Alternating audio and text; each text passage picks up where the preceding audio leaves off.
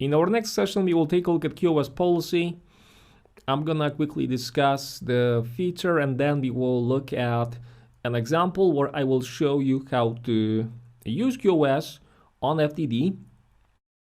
Technically speaking, there is just one QoS feature that you can enable on FTD as of 6.2, which is rate limiting. So this is what we will use to cut down on the excessive communication where packets exceeding our thresholds will be dropped. The shaping, which is more of like a buffering technique that allows you to put excessive traffic to the memory, is not supported as of the current code. Okay, note that for the QoS rate limiting to take place on FTD, there must be an ACP rule which allows communication, allows or trusts the communication that we want to make subject to QoS, which means that, of course, packets that you block in ACP will not be rate limited, and this is all because of the order of operation of FTD. Also, traffic that is pre-filtered will not be subject to this feature. Okay, you can have multiple configured QoS policies on FMC, but a single managed device allows for just one active QoS to be used at a time. Configuration is going to be really straightforward because we will need to just define a policy on our device's QoS. We will have to add a role or roles and then deploy the configuration. The easiest way to verify QoS is going to be to use the show service policy command on the FTD's CLI. Let's take a look at an example. I'm going to say that our goal will be to rate limit communication that is being received on the inside. The goal is going to be to not allow too many packets to go out of the FTD as long as they come from the inside. Maybe we've got some sort of a agreement with a provider and we want to rate limit those packets on our edge.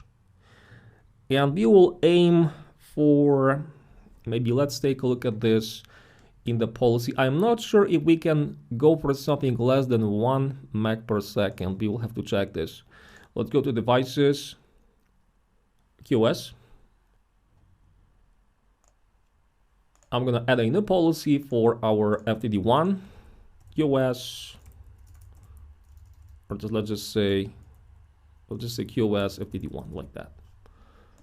Okay, I'm going to save, and this is where I will be able to add some roles. So we will try to add just one, and maybe in the same time, I'm also going to show us a really simple access control policy. So we will test this with ICMP, and we already have a role that is configured with the allow action for ICMP communication in another action.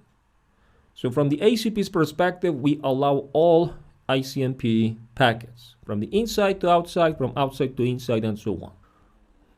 And now I'm going to set the limit to be something less than 1 meg per second.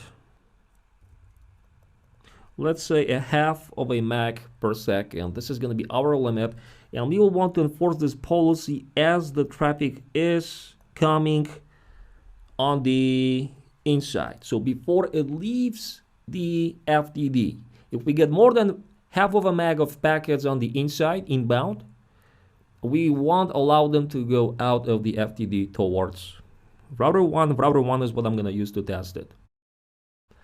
I'm going to call it ICMP up limit, like for uploads.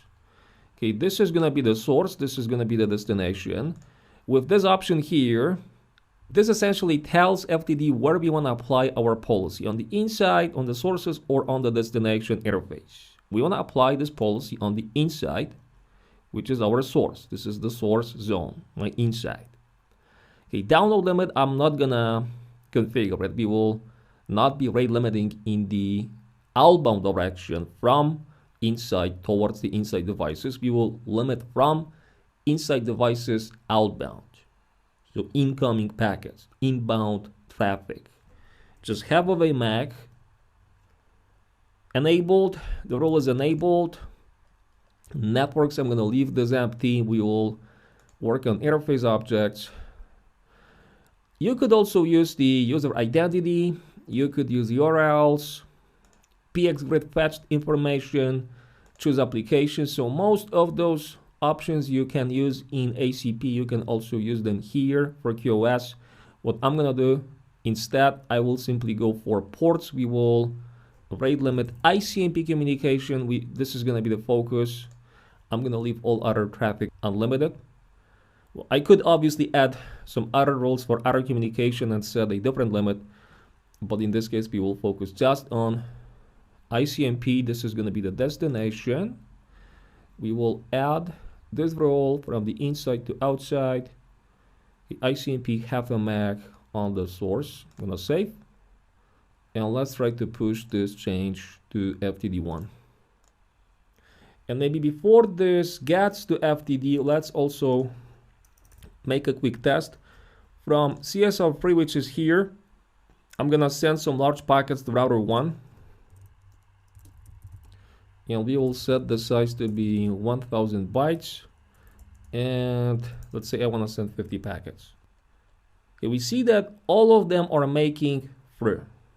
We are getting replies, nothing is dropped. We reached router 1. Now once the policy is in place, should be just about the moment. We should see when I say show service policy. Okay, so now I can tell you that the show service policy interface inside.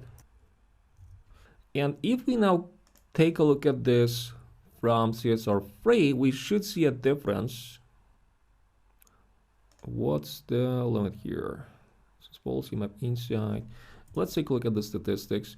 Apparently all packets conform. We will do something else. I'm gonna say repeat is gonna be 500, but we will also change the timeout to be 0 seconds.